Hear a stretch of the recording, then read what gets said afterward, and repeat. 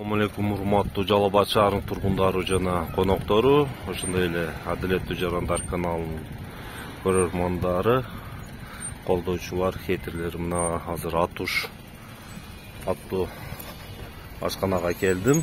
Могул жерде канча жолу айткан элек. Мына бул жер өзү тротуар. Мына адамдар басып келип мындагы өтүш керек да. Эми бул тамактанганга келген адамдар могул мына машиналарын коюп алып, жолду тосуп коюптур. Макул, мен жашмын, өтүп кете берем. Башкаларчы, же коляскасы бардар. Мына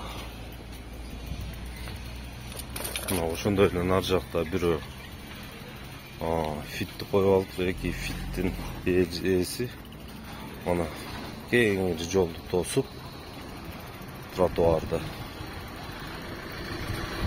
Мына мисалы велосипедчи мен сөзсүз түшүш керек. Мен коляскачан болсо дагы